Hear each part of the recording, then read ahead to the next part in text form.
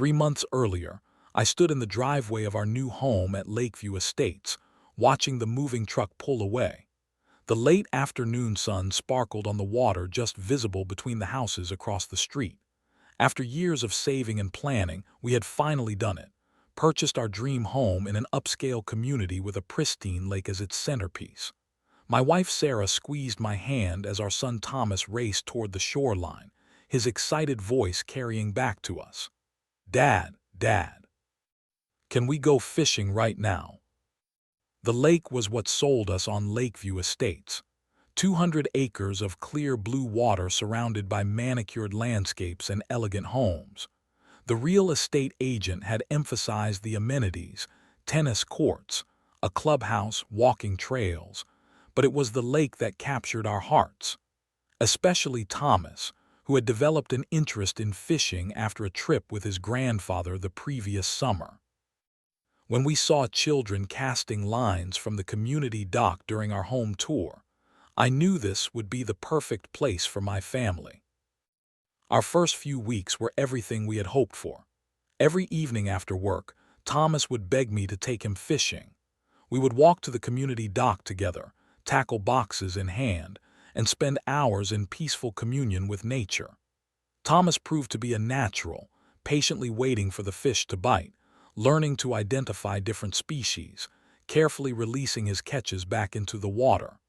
I watched my once shy son blossom with confidence as he mastered this new skill. It was during our third week that I first encountered Patricia Winters, the Homeowners Association president.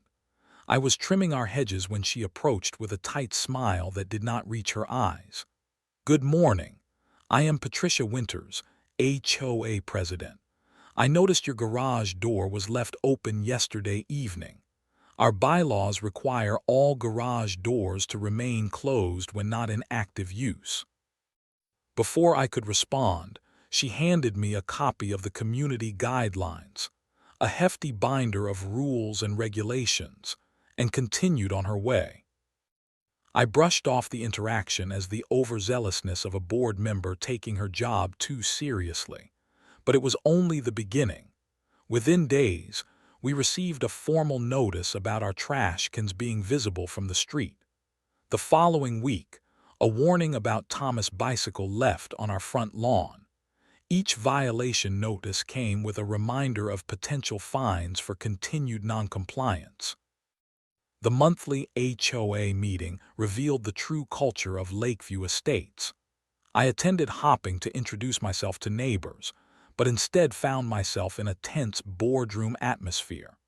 Patricia presided over the meeting like a judge, coldly addressing each agenda item while her board members nodded in synchronized agreement. When homeowners raised concerns, they were swiftly dismissed or deferred to further review. One elderly gentleman asked about relaxing the restrictions on bird feeders, only to be lectured about precedent and community standards. Despite the growing evidence of HOA tyranny, Thomas and I continued our evening fishing ritual. The lake remained our sanctuary until Patricia took notice. One evening, as Thomas proudly held up a small bass he had caught, I noticed Patricia watching from the shore, making notes on her clipboard. The next day, a new sign appeared at the dock. "Lake usage hours, 9 am 6 p.m. only." Our evening fishing trips now violated community guidelines. I tried to comply with the new restrictions, taking Thomas fishing on weekends during the permitted hours, but the rules kept changing. No fishing from the main dock, catch and release only. Adult supervision required at all times. Each new restriction seemed targeted at us specifically. Other families rarely used the lake for fishing, preferring water sports and swimming during the summer months. We were being singled out. The final confrontation came on a perfect autumn afternoon. Thomas had rushed to the lake after finishing his homework, eager to try out a new lure. I was gathering my gear to join him when I heard shouting.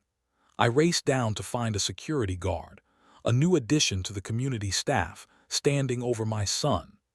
"Lake access requires advance reservation as per the new guidelines," he stated coldly, pointing to yet another new sign that had not been there the previous day.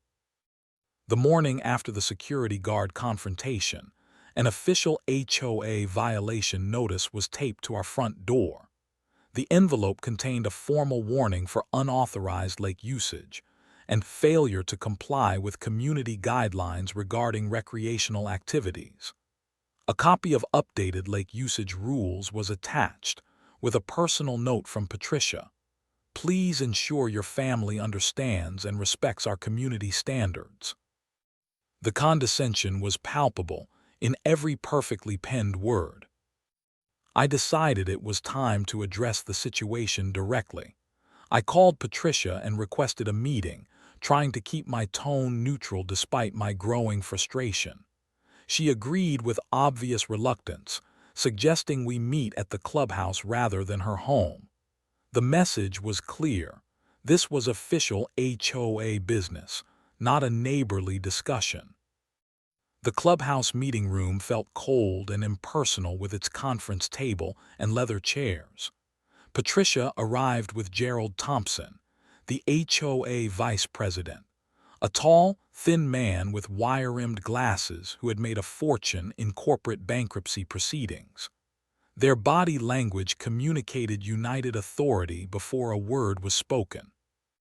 I want to understand the reasoning behind these constantly changing lake rules, I began, keeping my voice steady.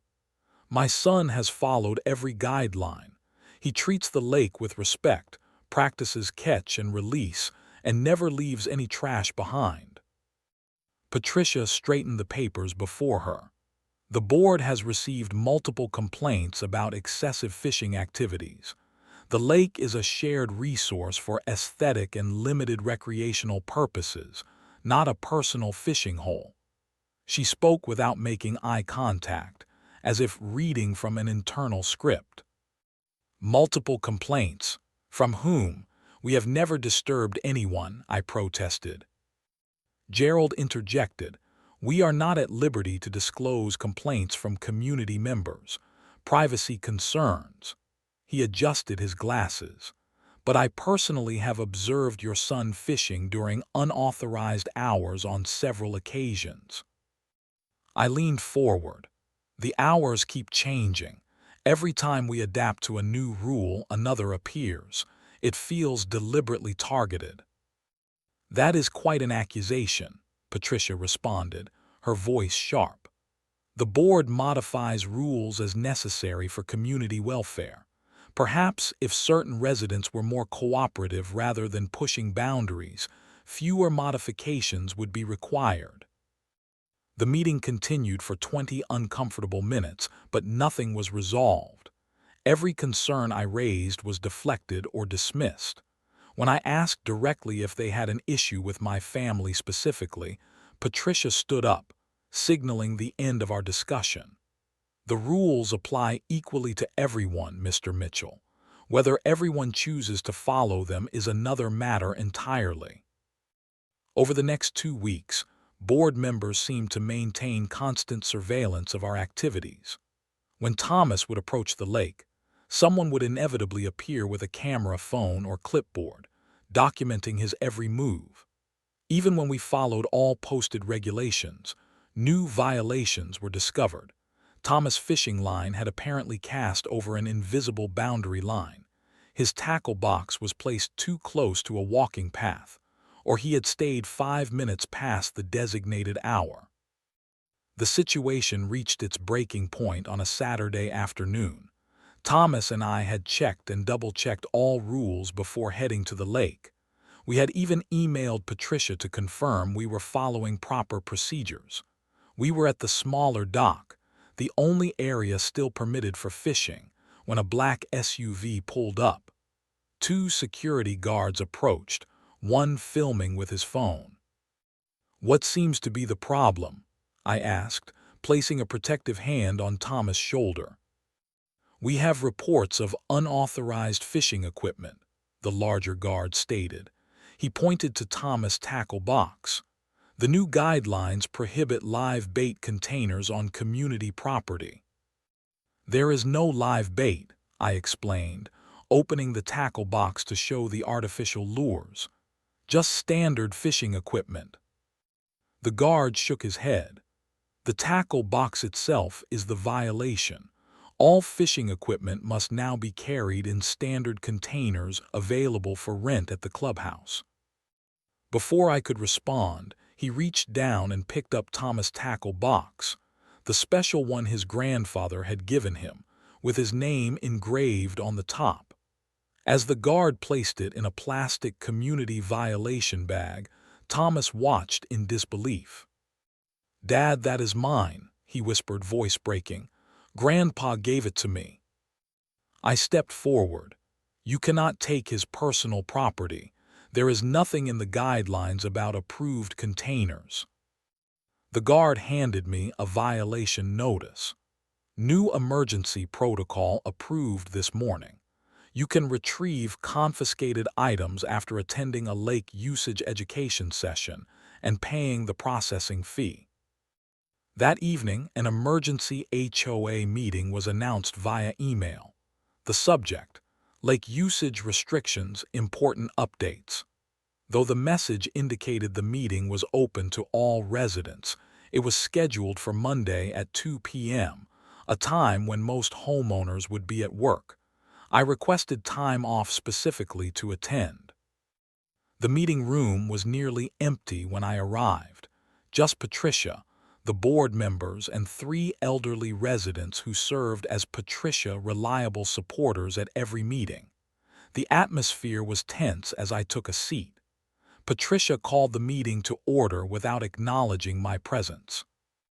Due to increasing concerns about lake maintenance and liability issues, the board has drafted new comprehensive lake usage guidelines, Patricia announced. The proposal includes age restrictions for certain activities, specifically prohibiting unsupervised fishing by minors under the age of 16. My heart sank as I realized the purpose of this emergency meeting. This was no coincidence. This was a deliberate move to prevent Thomas from enjoying the lake. When the time came for community input, I stood and calmly outlined why the restriction was unnecessary and unfair. My words fell on deaf ears. The vote was quick and unanimous among the board members, with the 3 elderly residents adding their supportive votes. Just like that, my 10-year-old son was officially banned from his favorite activity at our community lake. That evening, I found Thomas sitting by his bedroom window, staring out at the lake in the distance. His fishing rod stood untouched in the corner, his replacement tackle box still in its store packaging. When I told him about the new rule, he did not cry or yell. His quiet acceptance was somehow worse. "I do not understand, Dad," he said softly. "What did I do wrong?" His question broke my heart because I had no good answer. How could I explain the pettiness of adults to a child who just wanted to fish? In the days that followed, I approached other homeowners, hoping to build support for challenging the new restrictions. Many expressed sympathy in private. "The board has always been like this," one neighbor confided.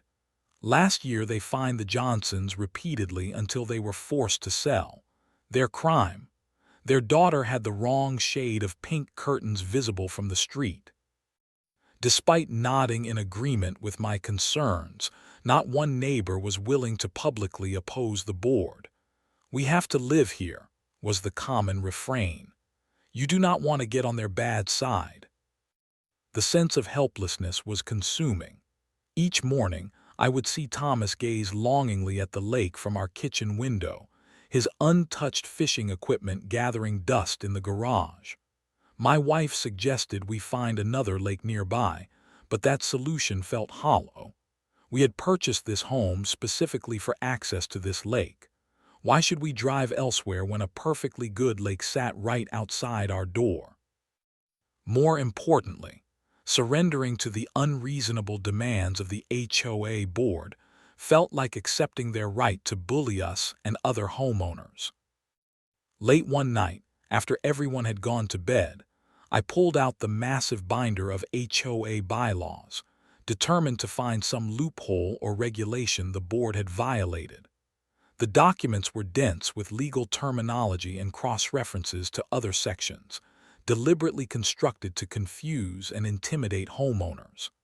I started taking notes, creating my own simplified version of the rules to better understand the power structure.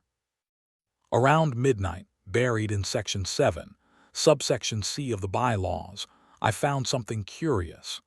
The section detailing common area usage made numerous references to the lake but included an unusual footnote. Subject to existing easement agreements with Lakeside Properties, LLC. This was the first mention of any external entity having rights related to our community lake. The discovery kept me awake until dawn. Instead of going to work the next morning, I called in sick and drove to the county record's office. The clerk seemed surprised by my request to see all property records related to Lakeview Estates, but directed me to the research terminals. For hours, I scrolled through property maps, deeds, and land transactions, slowly piecing together a fascinating history. Lakeview Estates had been built 15 years ago by a development company that had since dissolved. But the most crucial discovery was this. The lake itself had been retained by the original developer as a separate property parcel, then sold to an investment company called Lakeside Properties, LLC, 5 years ago.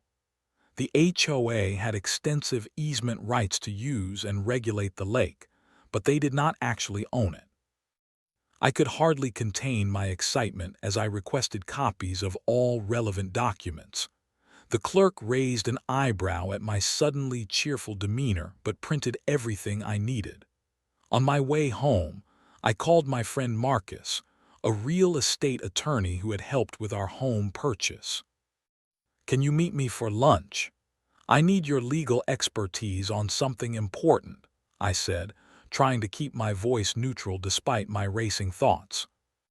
Marcus reviewed the documents carefully as we sat in a corner booth at a restaurant far from Lakeview Estates. His expression changed from curiosity to surprise as he connected the dots. "This is fascinating," he said finally. "The HOA has been acting as if they own the lake outright, but they only have usage rights granted through this easement agreement." He tapped a particular document. "And look here, the easement has specific limitations. The HOA cannot restrict reasonable recreational use by community residents. Their fishing ban almost certainly violates this clause." "So we can challenge them legally?" I asked. Marcus grimaced. "Possibly, but these fights get ugly and expensive. The HOA has a collective legal fund they can use against you." He studied me for a moment. "There might be another approach, though it would be unconventional." "I am listening." "You could try to contact Lakeside Properties.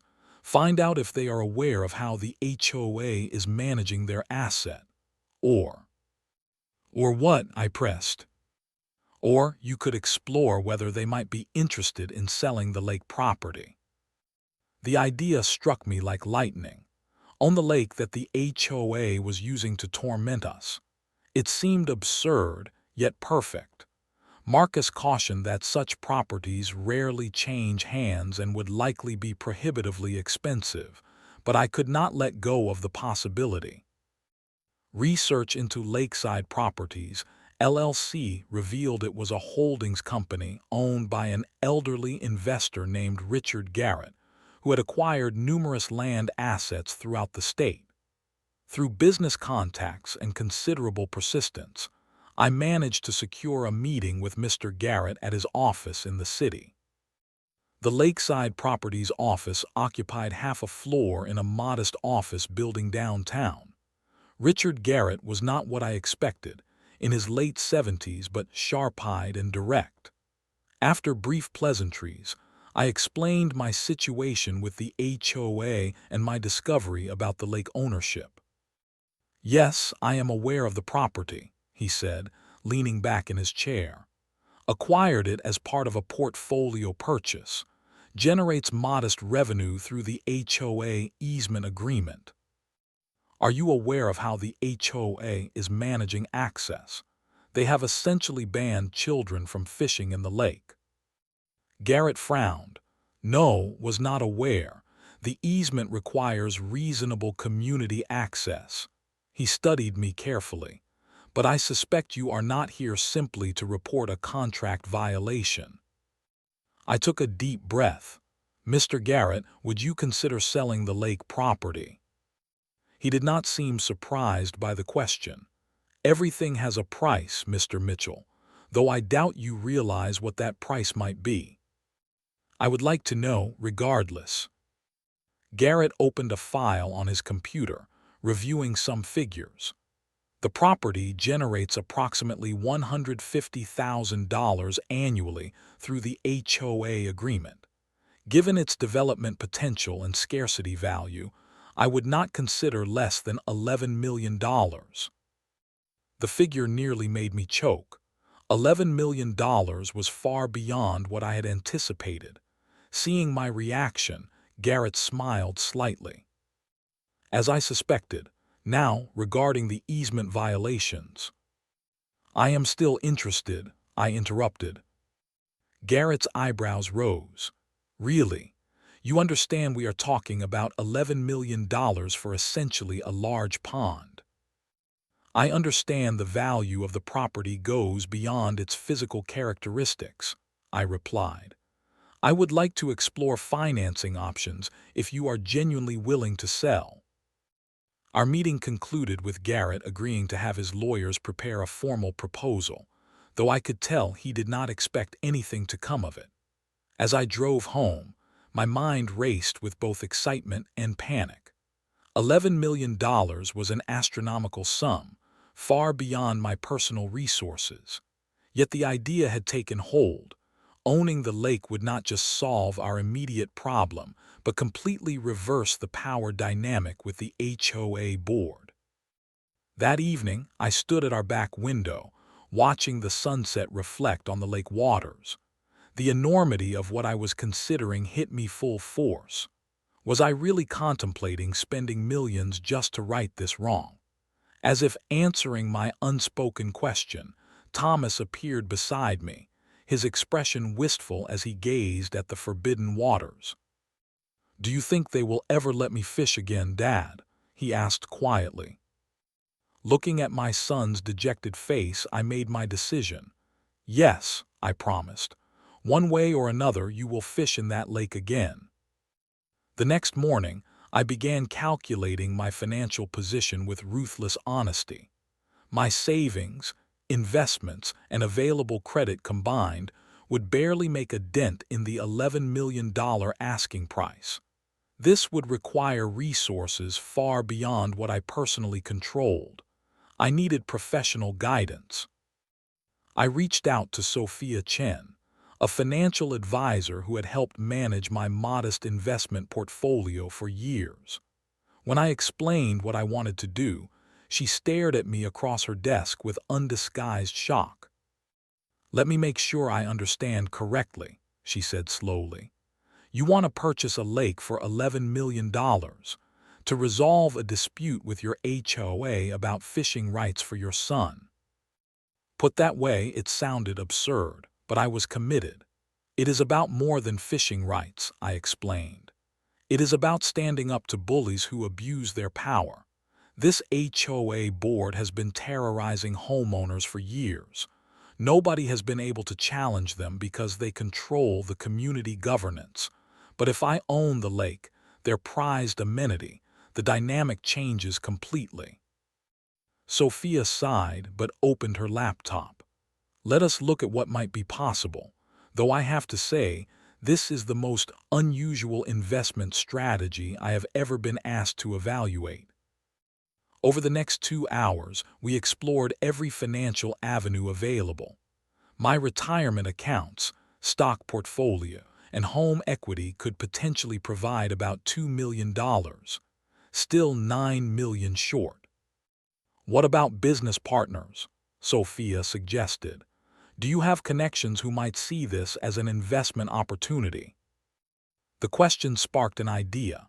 Throughout my career in commercial real estate development, I had built relationships with several wealthy investors who appreciated creative opportunities. One in particular came to mind, Jackson Way, who had made his fortune developing luxury properties and had often spoken about his own frustrating experiences with unreasonable authorities.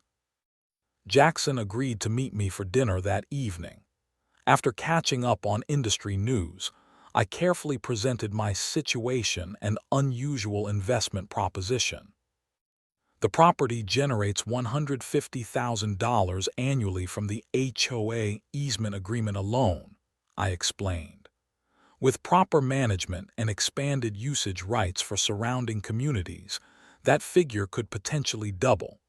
Plus, the land value itself will appreciate given the limited supply of recreational water bodies in the region. Jackson listened intently, asking sharp questions about the property specifications, current contracts, and legal standing. When I finished my pitch, he sat back with an amused expression. "You know, most people just move when they have HOA problems," he said, swirling his drink. "But I admire your creative solution, and honestly, it is not a terrible investment if structured correctly." He thought for a moment. "I might be interested in a partnership, perhaps 50% equity for a $5 million investment." Hope surged within me. That would be tremendous, Jackson, but I would still need to secure the remaining funds. "I might be able to help with that too. I have two associates who recently expressed interest in recreational property investments. Let me arrange a meeting." Over the next 2 weeks, I worked feverishly on a formal business proposal and investment plan. Marcus helped me structure a legal entity, Lakeview Water Holdings LLC, that would serve as the purchasing vehicle. The ownership would be divided among the investors proportional to their contributions, with me retaining managing control despite my smaller financial stake. Jackson's associates, a retired tech executive and a commercial property developer, agreed to contribute $2 million each after reviewing the proposal. Combined with Jackson's $5 million and my $2 million, we had the full $11 million needed for the purchase. While these financial arrangements progressed, I maintained a careful facade of defeat in my HOA interactions. When I encountered Patricia or other board members, I was polite but subdued. I stopped raising concerns at meetings and appeared to accept their authority. Thomas had found a public fishing pond 20 minutes away, and we made a show of loading our gear into the car every weekend, seemingly resigned to fishing elsewhere. Behind the scenes, however, I was methodically documenting every HOA violation and overreach. Marcus helped me prepare a comprehensive legal strategy for when we would take control of the lake property. We researched every aspect of the easement agreement, identifying numerous instances where the HOA had exceeded their authority. "The easement gives them usage rights, but with specific limitations," Marcus explained during one of our strategy sessions. "They cannot restrict reasonable access by community residents, cannot modify the natural features without owner approval, and cannot profit from the lake beyond community maintenance fees." Based on my review, they have violated all three restrictions. We also began discreet preparations for the eventual confrontation. I contracted with a respected security company that specialized in property management, carefully explaining the unique situation. They would be on standby to help enforce the new ownership rights when the time came. I retained a specialized real estate attorney to handle the complex closing process and ensure all legal requirements were meticulously fulfilled.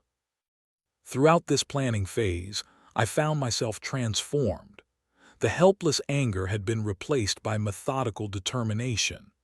Each night, I would update my growing file of documents, strategies, and contingency plans. My home office gradually became command central for what my wife had taken to calling Operation Lake Rescue. Sarah had been skeptical at first but became a strong supporter as she saw the positive change in my demeanor. "I have not seen you this energized in years," she observed one evening as I organized another binder of legal documents. "Just promise me you know what you are doing. That is a lot of money and powerful enemies to make." "I know exactly what I am doing," I assured her, "and the board has no idea what is coming." The final piece of the plan involved creating a shell company that would initially approach Garrett for the purchase. Marcus recommended this strategy to prevent any leak of information that might reach the HOA board. If they discovered my involvement prematurely, they might take defensive actions or try to interfere with the sale. "We will use Blue Water Acquisitions as the formal purchaser," Marcus explained. "The company exists on paper only, with a registered agent who handles all communication. After closing, we will transfer the property to Lakeview Water Holdings. By then, it will be too late for the HOA to stop the process." As weeks passed, I maintained my role as the defeated homeowner who had accepted the HOA's authority. When I passed Patricia while walking the dog, I offered a resigned nod instead of my previously defiant stare. She seemed pleased by what she perceived as my submission, even commenting during an HOA meeting that she was glad to see certain residents coming to understand community standards. Little did she know that her victory was about to become her greatest defeat. The acquisition process began with a formal offer letter from Blue Water Acquisitions to Lakeside Properties, LLC. Richard Garrett responded promptly, expressing surprise that a serious offer had materialized, but confirming his willingness to proceed. The initial negotiations focused on price and terms, with Garrett holding firm at $11 million while our team attempted to negotiate favorable payment structures. "Mr. Garrett is not budging on the price," reported Sharon Diaz, the real estate attorney managing our communications. "But he has agreed to a structured closing process that will work with our financing timeline. We have 60 days to complete due diligence and secure funding." The 60-day window created intense pressure. Each investor needed to liquidate assets and arrange transfers without raising suspicions. For my contribution, I took out a home equity line of credit, liquidated my non-retirement investments, and borrowed against my life insurance policy. These financial maneuvers required careful execution to avoid alerting anyone in our small community to my activities. Meanwhile, the due diligence process revealed several interesting facts about the lake property. Environmental studies confirmed the lake was in excellent condition with healthy fish populations, a testament to its natural resilience despite the HOA's restrictive management. Survey reports established the exact boundaries, confirming that the property included not just the water but a 3-foot shoreline perimeter around the entire lake. This detail would prove crucial, as it meant the docks and access points built by the HOA actually sat on land we would soon own. 2 weeks into the process, we hit our first major obstacle. The title search uncovered a previously undisclosed claim against a small portion of the property from a neighboring landowner. This cloud on the title threatened to derail the entire transaction. "We cannot proceed with the purchase until this claim is resolved," Sharon explained during an emergency conference call with our investor group. "The title insurance company will not cover this portion without a quitclaim deed from the neighboring property owner." The neighboring property owner turned out to be a farmer who had sold part of his land to the original developers. He claimed that the boundary markers had been incorrectly placed, cutting off approximately half an acre that should have remained his. After reviewing historical surveys, Our legal team concluded he might actually have a valid claim. Rather than fight a potentially lengthy legal battle, we decided to negotiate directly. I volunteered to handle this delicate conversation, driving out to the farmer's property one afternoon. Mr. Henderson, a weathered man in his 70s, listened skeptically as I explained our interest in resolving the boundary dispute. "Those developers cheated me 15 years ago," he stated flatly. "Moved the markers when nobody was looking. That corner of the lake should have stayed mine." Instead of arguing, I acknowledged his frustration and offered a solution. "What if we granted you and your family permanent, private access to that corner of the lake? A legal easement that would stay with your property even if you sell someday, plus fair compensation for the land value."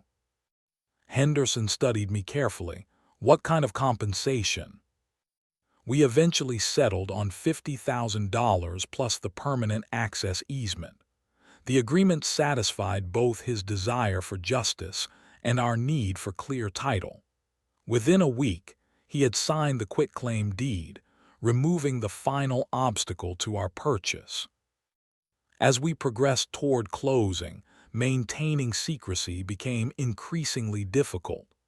The financial transactions were drawing attention from my bank, requiring careful explanations about investment opportunities without specifics. Jackson suggested we accelerate our timeline. "The longer this process takes, the greater the risk of information leaking," he cautioned during one of our update calls. "Let us push for an earlier closing date if possible." Garrett agreed to move up the closing by 2 weeks in exchange for an additional non-refundable deposit. The new date was set for the following Tuesday, coincidentally just one day before the monthly HOA meeting, where the board planned to announce even stricter lake usage policies. The timing could not have been more perfect. The closing meeting took place at a downtown law office, deliberately chosen to be far from our community. All investors participated remotely except for me and Sharon, who represented our interests in person. Richard Garrett arrived with his attorney, bringing the final documents for signature. "I must say, I am still surprised this sale is actually happening," Garrett commented as we reviewed the paperwork. $11 million is a significant sum for a property that most would consider simply an amenity. "Some amenities are worth the investment," I replied casually. The signing process took nearly 2 hours as we executed the complex series of documents transferring ownership, establishing the new easement with Henderson, and formally notifying the HOA of the change in ownership, though this last notice would not be delivered until after the closing was complete. When the final document was signed, Garrett's attorney confirmed receipt of the wire transfer for the full purchase amount. He then handed me a small box containing the original deed and property surveys. "Congratulations," Garrett said, extending his hand. "You are now the proud owner of a very expensive fishing hole." As I drove home with the deed secure in my briefcase, a strange calm settled over me. After months of secret planning and financial maneuvering, the lake was now legally mine, or more precisely, owned by our investment group with me as managing partner. The HOA board, continuing their petty tyranny, had no idea their power was about to be dramatically curtailed. That evening, I met with our security team to finalize implementation plans. The security firm would place personnel at key lake access points immediately following our announcement at the HOA meeting. They would be responsible for enforcing the new access policies we would establish. "Your personnel should be firm but not confrontational," I instructed the security director. "We want to establish authority without creating unnecessary conflict." "Understood," he replied. My team is experienced with sensitive property transitions. We will maintain professionalism at all times. I also contacted the county recorder's office to ensure the deed transfer would be processed before the HOA meeting. The clerk assured me the transaction would be officially recorded by noon the following day, making our ownership a matter of public record just hours before the meeting. That night, as I carefully organized the documents I would bring to the meeting, Sarah sat beside me at the kitchen table. "Are you nervous?" she asked. "Strangely, no," I answered truthfully. For months I have felt powerless against their arbitrary rules and petty enforcement. Tomorrow that changes completely. Thomas is going to be so excited. I smiled, imagining my son's face when I told him he could fish in the lake again. That will make every penny worth it. Before going to bed, I walked to our back window and looked out at the moonlight reflecting on the water. Tomorrow, that serene surface would witness a storm unlike anything the Lakeview Estates HOA had ever experienced. I had mortgaged my financial future for this moment of justice, and I intended to savor every second of it.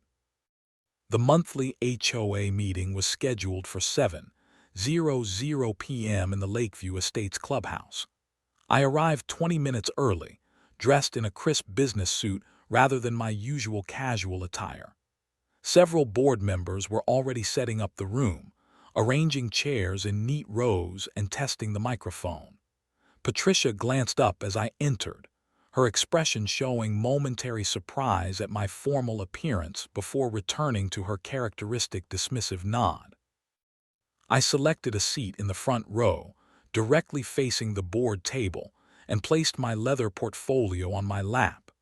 Inside was the deed to the lake property, officially recorded that afternoon, along with documents outlining the new management policies we had developed. As other homeowners filtered in, filling the rows behind me, I maintained a composed expression despite the anticipation building within me. At precisely 7:00 p.m., Patricia called the meeting to order, working through the standard agenda items with her usual efficiency. Attendance was higher than normal. Word had spread about proposed new lake restrictions, bringing concerned homeowners who rarely attended regular meetings. I noticed Thomas' former fishing buddies and their parents among the crowd. Item 6 on our agenda concerns updates to lake usage policies. Patricia announced after dispensing with budget approvals and landscaping issues. The board has completed a comprehensive review of our recreational amenities and determined that additional restrictions are necessary for safety, liability, and maintenance concerns. Gerald Thompson, the vice president, distributed handouts detailing the proposed changes. Even I was shocked by their severity. All water activities would require advance reservations at least 48 hours prior. A usage fee of $20 per person would be implemented. And most significantly, children under 16 would be prohibited from all water activities without constant physical supervision by an adult who must remain within arm's reach at all times. These changes will ensure our community lake remains a premium amenity while protecting the HOA from potential liability issues, Patricia explained. We will now open the floor for brief comments before the board votes on implementation. Several homeowners raised objections, particularly parents concerned about the impact on their children's summer activities. Patricia acknowledged each comment with practiced patience before explaining why their concerns were misguided or uninformed. The pattern was familiar, appearing to listen while dismissing every perspective that contradicted the board's agenda. When the comment period concluded, Patricia prepared to call for the board vote. I raised my hand. She attempted to ignore me, but I stood up, making myself impossible to overlook. "Mr. Mitchell, the comment period has ended," she stated coldly. I am not offering a comment, Patricia. I am making an announcement that directly impacts the matter under discussion. I opened my portfolio and removed the property deed. Before the board votes on new lake policies, you should be aware of an important development. The room grew quiet as I walked to the center of the floor, positioning myself where everyone could see me. As of 12:37 p.m. today, ownership of the lake property at the center of our community has transferred from Lakeside Properties, LLC, to Lakeview Water Holdings. I held up the deed so the board members could clearly see the official seal. I am the managing partner of Lakeview Water Holdings. A confused murmur spread through the room. Patricia stared at me, her expression shifting from annoyance to uncertainty. "What exactly are you claiming, Mr. Mitchell?" Gerald asked, leaning forward. "I'm not claiming anything. I am stating a legal fact." I placed the deed on their table. "This document confirms that my investment group now owns the lake property, including the water body and a 3-foot perimeter around the entire shoreline. The HOA has never owned the lake. You have operated under an easement agreement with the previous owner, which granted usage rights with specific limitations, limitations that your board has repeatedly violated." Patricia snatched up the deed, scanning it with increasingly frantic eyes. The other board members huddled around her, whispering urgently. The crowd of homeowners watched in stunned silence, struggling to comprehend this unexpected turn of events. "This cannot be legitimate," Patricia finally declared, though her voice lacked its usual confidence. "The lake is community property." "No, Patricia. The lake has always been privately owned. Your own HOA documents reference the easement agreement in Section 7, subsection C. You simply never expected anyone to notice that detail or act on it." The Community Relations Director, a retired attorney named William Foster, whispered something to Patricia. Her face paled visibly. "Even if this deed is legitimate," she countered, "the existing easement agreement guarantees the community's rights to the lake amenities." I smiled for the first time. "I am glad you mentioned that. The easement agreement does grant certain rights to the HOA, but those rights are contingent upon compliance with specific terms, terms that your board has violated repeatedly by restricting reasonable recreational usage by community residents. My legal team has documented 27 distinct violations over the past 4 months, which constitutes material breach of the agreement." With perfect timing, the clubhouse doors opened, and 3 uniformed security officers from our contracted firm entered. They positioned themselves at the back of the room, professional but unmistakably present. "These gentlemen represent Lake Security Services, contracted by Lakeview Water Holdings to manage access to our property," I explained calmly.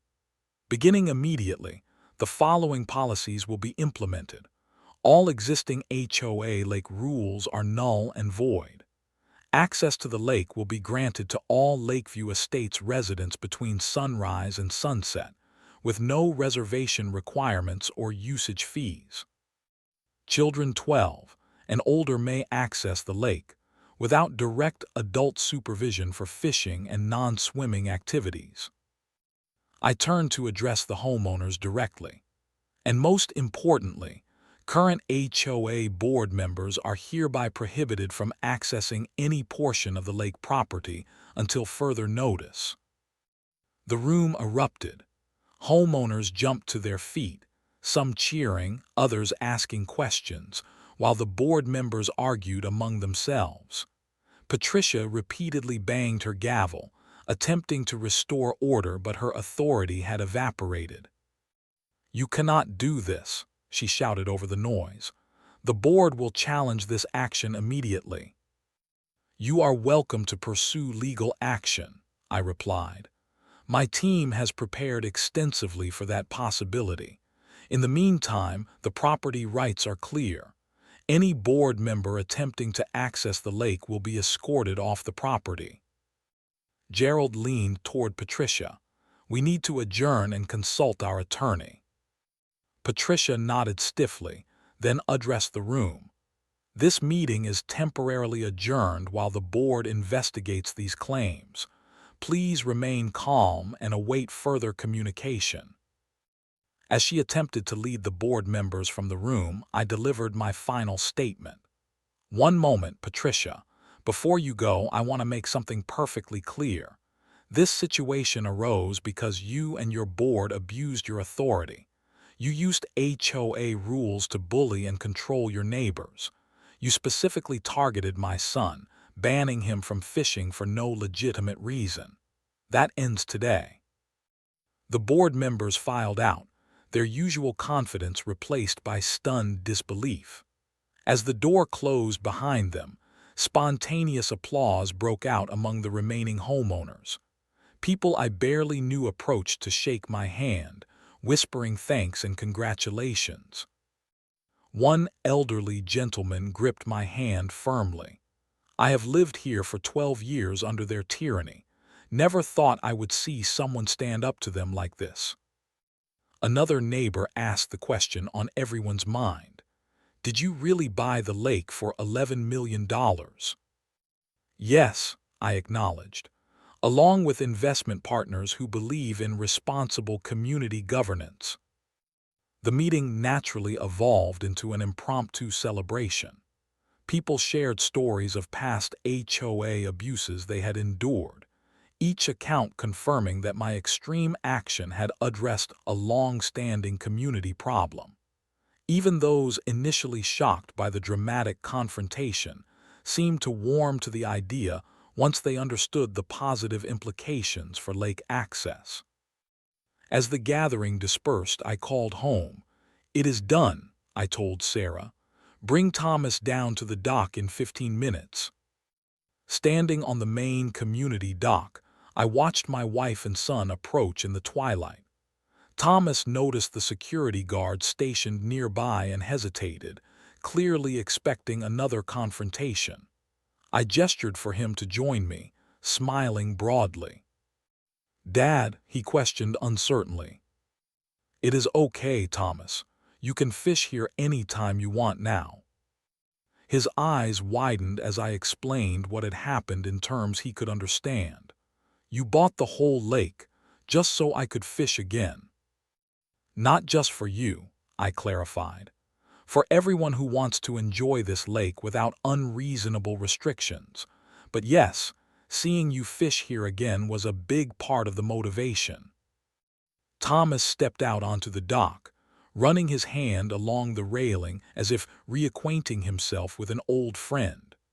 The setting sun cast golden light across the water, creating a perfect backdrop for this moment of reclamation. "Can I fish right now?" he asked excitedly. Sarah laughed. "It is almost dark, honey." "He can fish whenever he wants," I said, winking at my son. "That is kind of the point of buying a lake." As Thomas raced home to grab his fishing gear, I stood with my arm around Sarah, watching the security guards politely but firmly turn away Patricia as she attempted to access the lakefront path near her home. Some victories are worth every penny of their cost. The weeks following my dramatic revelation brought significant changes to Lakeview Estates. The initial shock gave way to a community transformation that exceeded even my optimistic expectations. True to their threat, the HOA board filed an emergency injunction to contest our ownership and lake access policies. Their legal challenge was quickly dismissed when our attorneys presented the properly recorded deed and documented evidence of their previous easement violations.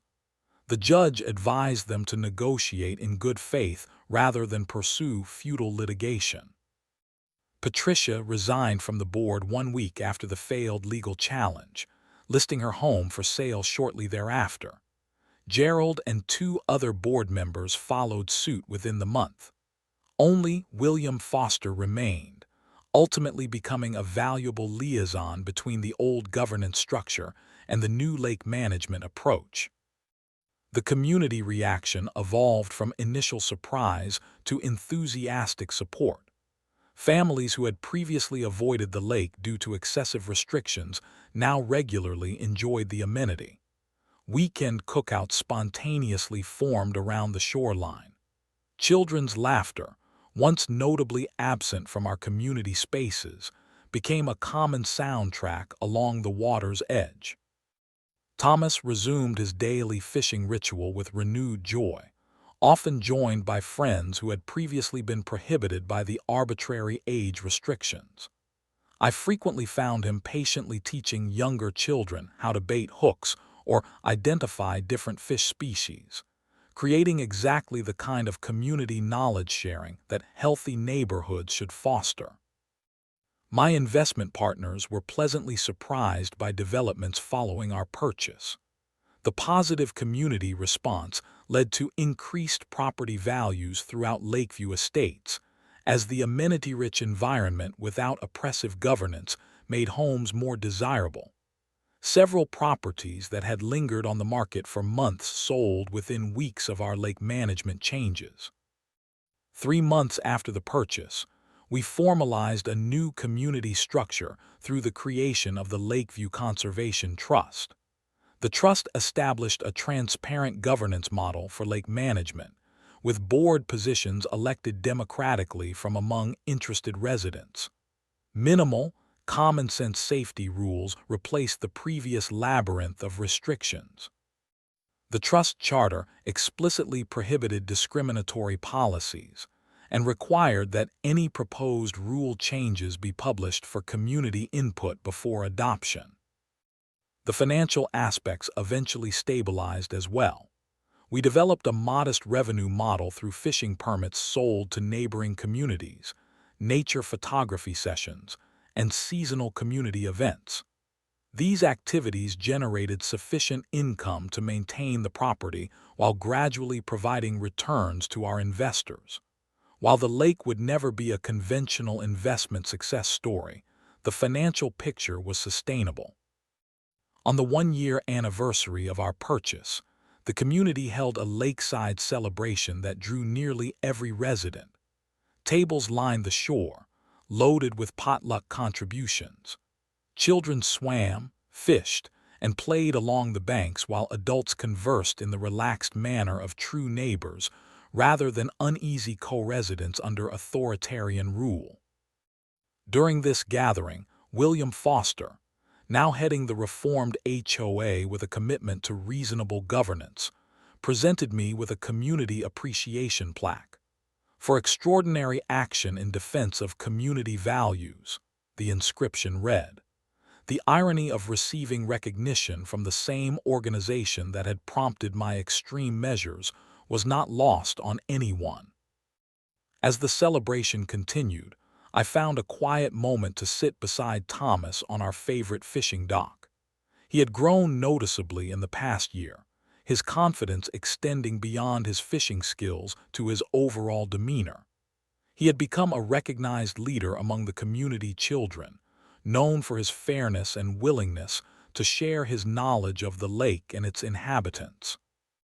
"Dad," he said thoughtfully as he watched his bobber float on the calm water, "remember when they told me I could not fish here anymore?" "I do," I replied. I never asked, was it hard buying the whole lake? I considered my answer carefully. It was challenging. It required significant resources and created some financial stress we will feel for years. It was definitely not the simplest solution. He nodded, processing this with surprising maturity. But sometimes simple solutions do not work against unfair people. That is exactly right, I confirmed, impressed by his insight. Sometimes extraordinary problems require extraordinary measures. We sat in comfortable silence, watching the sunset paint the lake's surface with crimson and gold. Around us, The sounds of community laughter and conversation created a perfect backdrop to our private moment. "I am glad you bought our lake, Dad," Thomas said finally. Our lake. The simple phrase captured everything I had hoped to achieve. Not my lake, not the HOA's lake, but our lake. A shared resource that brought the community together rather than dividing it through arbitrary power structures. "So am I, son," I replied. "So am I." The fishing line tugged suddenly, and Thomas jumped to attention, all philosophical thoughts forgotten in the excitement of the moment. As he skillfully played the fish, I reflected on the extraordinary journey we had undertaken. $11 million was an objectively absurd amount to spend resolving a neighborhood dispute. But as I watched my son's face light up with triumph when he landed his catch, I knew without doubt that justice, community, and the simple joy on my child's face were ultimately priceless.